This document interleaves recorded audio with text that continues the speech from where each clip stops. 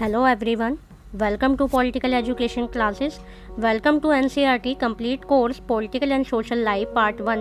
जैसे कि हम चैप्टर 5 में पंचायत और उसके कार्यों के बारे में जाना था और चैप्टर 6 में हमने जाना था कि रूरल एडमिनिस्ट्रेशन क्या है और वे कैसे गांव के विकास में इम्पॉर्टेंट रोल निभाते हैं, जिसमें हमने पुलिस, पटवारी, तहसील, डिस्ट्रिक्ट कलेक्टर्स की भूमिका को समझा था।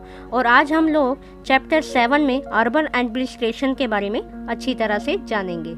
जैसे कि हम सभी जानते हैं कि यूनियन गवर्नमेंट जो होती है वो पूरे कंट्री के लेवल पर होती है और स्टेट गवर्नमेंट होती है जो पर्टिकुलर हर एक स्टेट की होती है।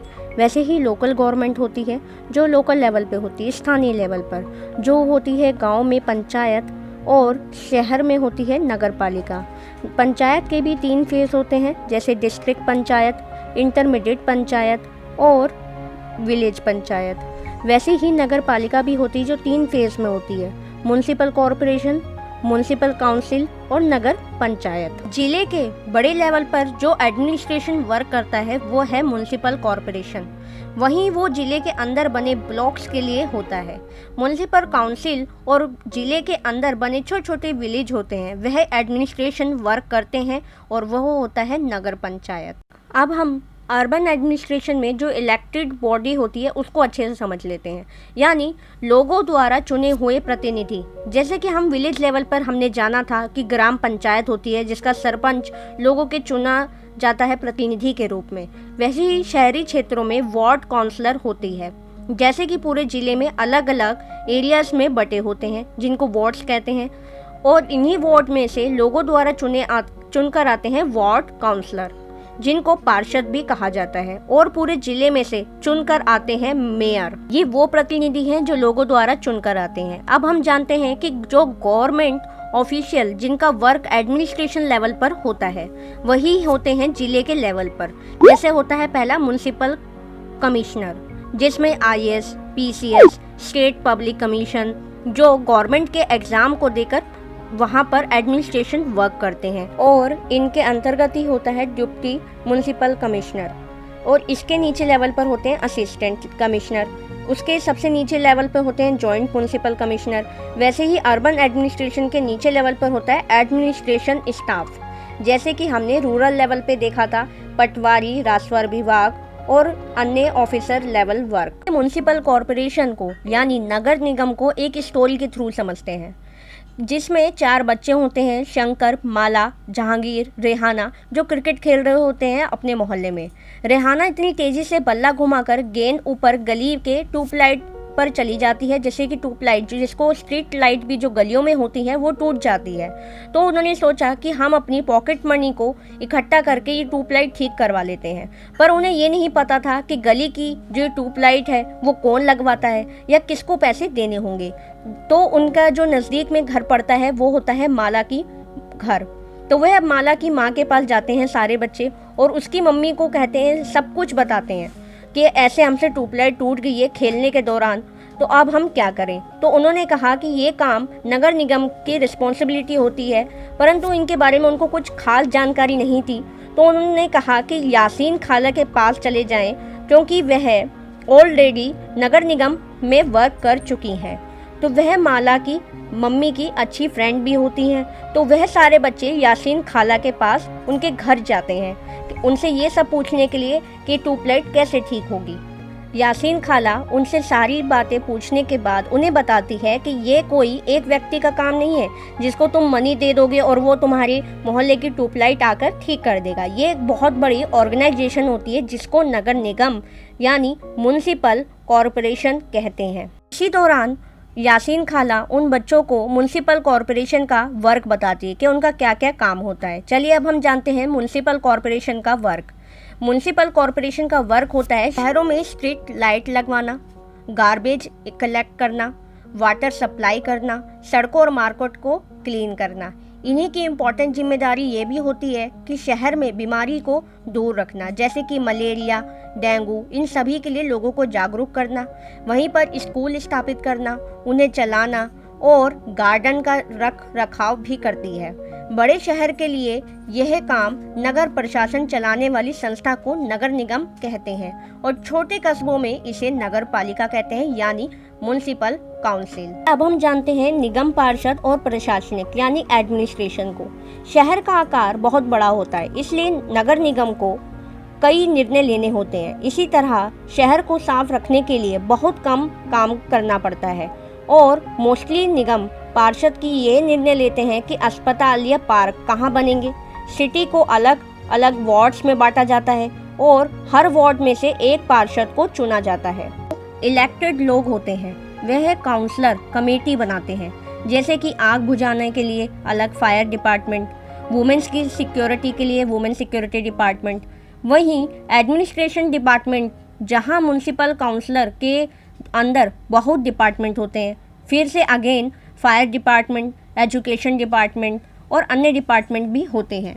काउंसलर कमेटी कार्य को रिकॉग्नाइज करती है और रिस्पॉन्सिबिलिटी एडमिनिस्ट्रेशन डिपार्टमेंट की होती है कि इन कार्यों को जिनको काउंसलर कमेटी ने रिकॉग्नाइज किया है उसको पूरी तरह से इम्प्लीमेंट करना। जैसे कि अभी हमने जाना कि नगर निगम के कुछ निर्णय ऐसे होते हैं जो सारे शहर को इम्पैक्ट करते हैं और ऐसे कॉम्प्लिकेटेड डिसीजन पार्षदों के ग्रुप द्वारा लिए जाते हैं। कुछ पार्षद मिलकर समितियां बनाते हैं जो डिफरेंट मुद्दों पर विचार विमर्श करके डिसीजन लेती है। एग्जाम्पल के तौर पर एक बस स्टैंड को बेहतर बनाना है या किसी भीड़ भाड़ वाले बाजार पर कचरा ज़्यादा नियमित रूप से है तो वहाँ पर सफाई करवाना है। शहर के मुख्य नाले की सफाई होती है। पार्षदों की समितियां ही पानी कचरा जमा करने वाले रोड्स पर सर्च लाइट आदि की व्यवस्था करती है। जब एक वार्ड के अंदर ही प्रॉब्लम होती है तो वार्ड के लोग पार्षद से संपर्क करते हैं। एग्जाम्पल के तौर पर अगर बिजली के खतरनाक तार लटक रहा है नीचे तो स्थानीय यानी लोकल पार्षद बिजली विभाग के ऑफिसर से बात करने में मदद ले सकते हैं। जहां पार्षदों की समितियां एवं पार्षद विभिन्न मुद्दों पर डिसीजन लेने का काम करते हैं, वहीं उन्हें लागू करने का काम आयुक्त कमिश्नर यानी एडमिनिस्ट्रेशन स्टाफ और उसके वर्कर्स का होता है, जबकि पार्षद निर्वाचित लोगों द्वारा होता है। सारे वोट्स के पार्षद मिलकर सबकी इक्वल राय के साथ एक बजट बनाया जाता है और उसी बजट के अनुसार पैसा खर्च किया जाता है। पार्षद ये कोशिश करते हैं कि उनके वार्ड्स की इम्पोर्टेंट नीड्स परिषद के सामने रखी जा सके और फिर से निर्णय प्रशासनिक कर्मचारियों यानी एडमिनिस्ट्रेशन स्टाफ द्वारा इम्प्लीमेंट किए जाते हैं। अब हम जानते हैं नगर निगम को फंड कहाँ से मिलता है, क्योंकि अब जब म्युनिसिपल कॉरपोरेशन इतना सारा वर्क करती है शहरी लोगों के लिए तो कहीं ना कहीं से तो उन्हें पैसों की ज़रूरत तो होगी, तभी तो वो इन काम को इम्प्लीमेंट कर पाएगी। तो अब म्युनिसिपल कॉरपोरेशन इतने सारे काम करने के लिए बहुत सारा मनी चाहिए होता है। निगम ये राशि अलग अलग तरीकों से कलेक्ट करता है। मनी का बड़ा हिस्सा लोगों द्वारा दिए टैक्स से आता है जो गवर्नमेंट लोगों को दी गई फैसिलिटी पर लगाती है। जैसे कि मूवी देखने पर इंटरटेनमेंट टैक्स दिया जाता है, रेस्टोरेंट में खाना खाने के लिए टैक्स दिया जाता है और जिन लोगों के अपने हाउस होते हैं तो उनसे हाउस टैक्स भी लिया जाता है। जितना बड़ा घर उतना ज़्यादा नगर निगम के पास टैक्स आता है, यानी 25 to 30% मनी संपत्ति यानी प्रॉपर्टी द्वारा लगे टैक्स से नगर निगम को प्राप्त होता है। वहीं एजुकेशन और वाटर सप्लाई के लिए भी टैक्स नगर निगम को दिया जाता है। शहर में अधिक पॉपुलेशन है तो तब नगर निगम में बहुत सारे लोग के काम करने के लिए भी ज़रूरत होती है, तो शहर के काम को अलग अलग डिपार्टमेंट में बांट दिया जाता है जिससे हर तरह का नीड्स को कंप्लीट किया जा सके। जैसे कि जल विभाग, कचरा जमा करने के लिए एक अलग डिपार्टमेंट, गार्डन की देखभाल करने के लिए अलग डिपार्टमेंट, सड़क व्यवस्था देखने के लिए अलग डिपार्टमेंट। ऐसे ही मल्टीपल डिपार्टमेंट्स होते हैं जो सभी अपना अपना वर्क पूरी रिस्पॉन्सिबिलिटी के साथ करते हैं। तो हम जानते हैं कि लोगों में कितनी जागरूकता है नगर निगम के प्रति, क्योंकि ऐसा तो नहीं है कि नगर निगम हमेशा अपनी रिस्पॉन्सिबिलिटी को बहुत अच्छे से निभाते होंगे। वैसे ही यास्मीन खाला ये सब बच्चों को इन्फॉर्मेशन तो बताती हैं, साथ में नगर निगम की ये भी बात बताती है कि वे नगर निगम की सफाई डिपार्टमेंट में वर्क करती थी, उसी के लेख डिपार्टमेंट में हिसाब किताब का काम वह करती थी। मोहल्ले में कचरा जमा होने लगा था, एक बिग प्रॉब्लम बन गई थी, जिस वजह से गली में बच्चों का खेलना भी बहुत मुश्किल हो गया था, क्योंकि मोस्ट ऑफली पेरेंट्स अपने बच्चों को ज़्यादा देर तक गली में खेलना अलाउ नहीं करते थे, क्योंकि उन्हें ये डर रहता था कि कहीं वो बीमार ना हो जाए। तो यास्मीन खाला ने बताया कि मोहल्ले की औरतें उनके पास आईं इस बारे में बताने के लिए कि बहुत ज़्यादा कचरा हो गया है। तो खाला ने कहा कि वे इस मामले को डिपार्टमेंट में बात तो करेंगी, परंतु ये पूरी श्योरिटी नहीं दे सकती हैं कि इसमें कितना टाइम लगेगा, क्योंकि मोहल्ले की सफाई जल्द से जल्द हो। तो मोहल्ले की औरतों ने क्या कहा कि इकट्ठा हो गई सारी की सारी और पार्षद के घर चली गई और सारी प्रॉब्लम पार्षद को बताई। अब पार्षद जो कि लोगों द्वारा चुना जाता है, तो पार्षद की रिस्पॉन्सिबिलिटी और अधिक बढ़ गई। तो पार्षद ने भी प्रॉमिस किया कि वे नेक्स्ट डे एडमिनिस्ट्रेशन स्टाफ से मिलने जाएगा, जो उनका कमिश्नर होता है, उनसे मिलेंगे और मोहल्ले की सभी वयस्कों से एक रिक्वेस्ट लेटर पर सिग्नेचर करने के लिए कहा। साथ ही पार्षद ने अपने साथ एक लोकल सफाई इंजीनियर को भी साथ ले जाने के लिए कहा, ताकि जो कमिश्नर है एडमिनिस्ट्रेशन का, उनको वहाँ की पूरी हालत अच्छे से बता सके। तब जब नेक्स्ट डे वे सारे लोग नगर निगम के ऑफिस गए, तो आयुक्त जो वहाँ के कमिश्नर थे, उन्होंने बहाने बनाने शुरू कर दिए कि हमारे पास सफिशिएंट ट्रक ही नहीं है जिससे कि हम वहाँ का कूड़ा उठवा सकें। बहानों के लिए उनके पास एक बड़ा रीज़न था, वो था सब कॉन्ट्रैक्टिंग। चलिए अब हम जानते हैं कि सब कॉन्ट्रैक्टिंग क्या होता है। क्योंकि नगर निगम को इतने कार्य करने होते हैं और अपनी पानी की सप्लाई, इलेक्ट्रिसिटी का तार जोड़ना, सड़क व अन्य देखभाल रिस्पॉन्सिबिलिटी को निभाना, तो इसमें बहुत अधिक मनी की ज़रूरत भी होती है। तो कई बार क्या होता है कि जो टैक्स इकट्ठा करते हैं वो लोग, परंतु वो टैक्स जितनी जो शहर की ज़रूरत होती है उसको कंप्लीट नहीं कर पाते हैं, तो मनी कम पड़ जाता है। तो शहर की ज़रूरतों के खर्चों के अकॉर्डिंग वह बहुत कम होता है। तो इसके लिए वह किसका हेल्प लेते हैं? वो लेते हैं सब कॉन्ट्रैक्टिंग कई हेल्प लेते हैं और उसको अप्लाई करते हैं। नगर निगमों ने कचरा उठाने और उसे ठिकाने लगाने के लिए एक प्राइवेट कॉन्ट्रैक्टर को टेम्परेरी टेंडर्स देते हैं कि प्राइवेट कंपनियों को दिया जाता है। इसको हम प्राइवेटाइजेशन भी कहते हैं, निजीकरण कहते हैं। मतलब कि जो काम पहले गवर्नमेंट के एम्प्लॉयज़ करते थे, वह अब काम प्राइवेट कंपनीज के मजदूर करेंगे, क्योंकि प्राइवेट ठेकेदार जिन मजदूरों को कचरा जमा करने में लगाते हैं उन्हें बहुत कम पैसे देना पड़ता है और उन मजदूरों की जो जॉब भी होती है वो भी अनस्टेबल होती है। तो कचरा उठाने का वर्क बहुत ही रिस्की होता है। मोस्ट ऑफली उनके पास कोई सिक्योरिटी भी नहीं होती है। ये कार्य करते हुए उनको कोई बीमारी हो जाए या कोई चोट लग जाए या वह कहीं मर भी जाए, तो इसकी रिस्पॉन्सिबिलिटी कोई भी गवर्नमेंट, कोई भी कंपनी नहीं लेती है। तो ऐसे में क्या होता है कि उनकी फैमिली की केयर और रिस्पॉन्सिबिलिटी गवर्नमेंट नहीं लेती है, तो जिससे कि कोई गारंटी देने वाला नहीं होता। तो ये एक कॉन्सेप्ट उठाने का मतलब यही है कि जब कोई IPS IAS बनता है तो उस सिस्टम के में घुसने के अकॉर्डिंग पॉजिटिव तो हमें पता ही है, लेकिन हमें नेगेटिव भी जानना ज़रूरी है ताकि हम उसमें चेंज कर सकें और अपने नए इनोवेटिव आइडियाज़ को अप्लाई कर सकें। हमने जाना कि यास्मीन खाला ने बच्चों को बताया कि किस तरीके से मोहल्ले में गंदगी थी और पार्षद जब नगर निगम के पास गए तो उन्होंने बहाने लगाए। यास्मीन खाला ने बताया कि औरतों ने जो नगर निगम के ऑफिसर्स हैं उनको वार्निंग दी कि अगर 2 दिन के अंदर काम नहीं हुआ तो म्युनिसिपल कॉरपोरेशन के सामने बहुत बड़ी संख्या में वुमेन धरना पर बैठ जाएंगी और विरोध प्रदर्शन करेंगी।